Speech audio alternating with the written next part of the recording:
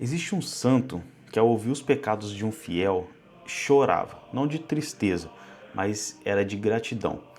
São João Maria Vianney, o cura d'Ars, passava até 16 horas por dia no confessionário, porque ele sabia com absoluta certeza o que acontecia ali. As almas que entravam mortas saíam vivas. Hoje o confessionário está vazio, porém as filas da comunhão são longas.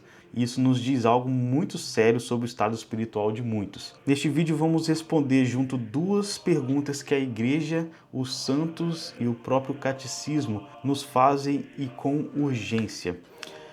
Por que devo me confessar? E com que frequência eu devo fazer isso? Se você fica desconfortável só de pensar e chegar ao confessionário, esse vídeo é feito para você. Fica até o fim. Mas então, o que é de fato a confissão? Antes de falar o porquê, precisamos desfazer um equívoco enorme que muitos católicos recarregam. A confissão não é um tribunal onde Deus nos condena. É exatamente o oposto. É o único lugar na Terra onde um ser humano pode dizer seus piores pecados e sair absolutamente livre deles. O Catecismo da Igreja Católica, no parágrafo 1422, nos ensina que esse sacramento recebe vários nomes. E cada nome revela uma dimensão do seu mistério.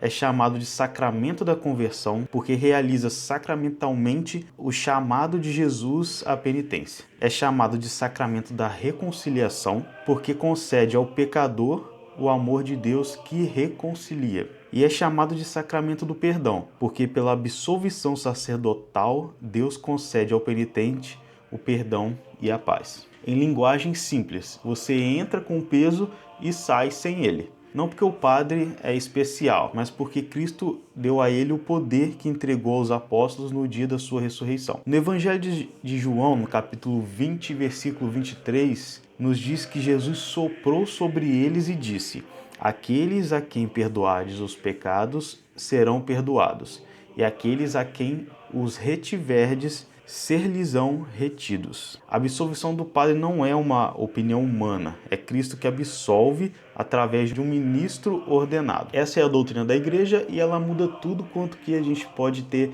questionamentos por que se confessar. E com isso nós podemos dizer agora, por que se confessar? A igreja nos dá os motivos. Há quem diga, me confesso diretamente com Deus, não preciso de padre. Essa ideia, embora pareça humilde, mas ela contradiz diretamente o que Cristo instituiu. A confissão não é uma invenção da igreja. É um sacramento fundado pelo próprio Jesus Cristo e rejeitar a sua forma é rejeitar a própria vontade dele. Mas vamos além. Por que concretamente eu devo me confessar?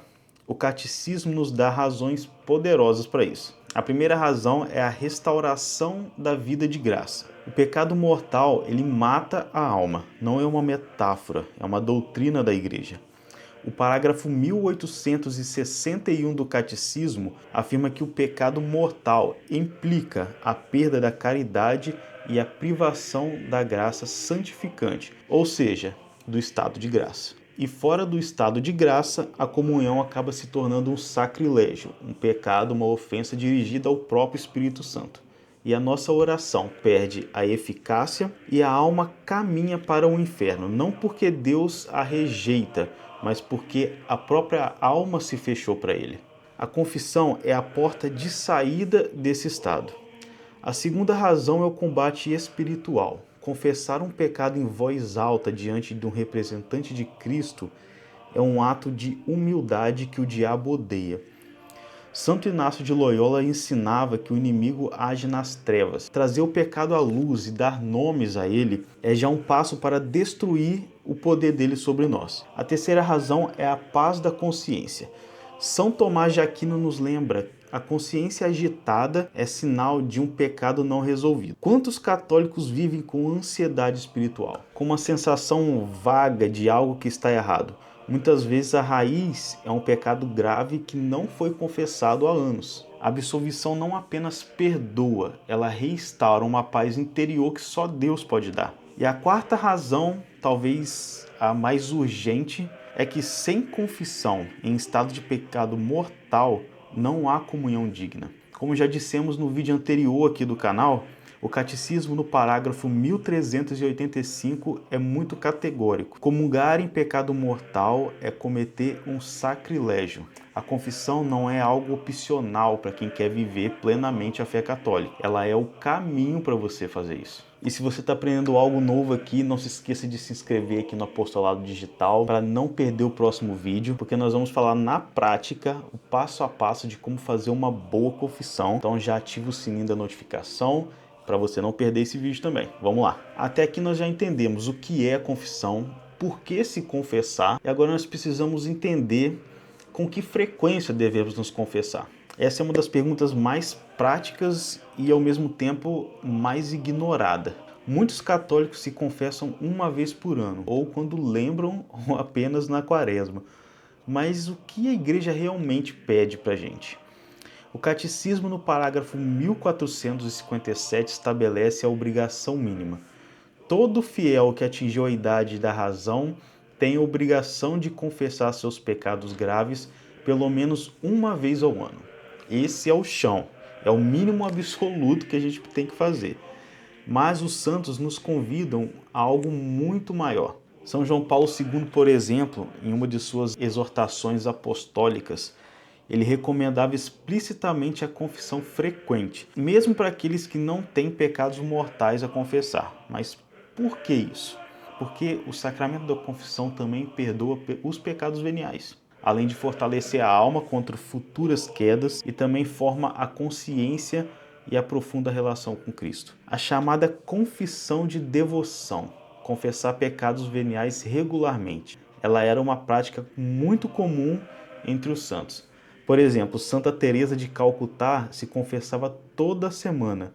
São Luís Maria Grignon de Montfort recomendava a confissão semanal como arma espiritual indispensável. São Padre Pio de Pietrelcina não saía de perto do confessionário, tanto como confessor e como penitente. Uma orientação prática baseada na tradição. Se você tem pecados mortais, se confesse imediatamente antes de procurar a próxima comunhão. Se não tem pecados mortais, a confissão mensal é uma prática santa recomendada pela igreja. Se você quer crescer espiritualmente, aí você busca um confessor fixo, um padre que te conheça e possa te orientar com continuidade. Isso é o que a tradição chama de direção espiritual. Quanto mais você se confessa, mais você percebe a grandeza do que acontece no confessionário. Ali não é uma sala de castigo, é o lugar onde Cristo te espera com os braços abertos, como o pai esperou o filho pródigo, que já vinha correndo ao ver o filho de longe. E aí você pode se perguntar, e se eu tenho medo ou vergonha de confessar os meus pecados? Precisamos ser honestos aqui. A maior barreira para o confessionário não é a teologia dele, é o medo de julgamento, vergonha dos pecados ou aquela sensação de que o padre vai olhar diferente. São João Maria Vianney, o maior confessor da história da igreja, ele dizia algo que deveria mudar a nossa visão para sempre. O sacerdote no confessionário não é um juiz que condena, mas é um pai que abraça e um médico que cura. O padre ouviu tudo, literalmente tudo, e está ali naquele momento não como um homem, mas como um instrumento de Cristo. Outro obstáculo comum é a sensação de que os pecados são grandes demais para serem perdoados. A isso o catecismo responde com firmeza no parágrafo 1422. Não existe pecado, por maior que seja, que não possa ser perdoado pela misericórdia de Deus, desde que haja arrependimento sincero. A misericórdia de Deus, ela é maior do que qualquer pecado humano. Não é sentimentalismo.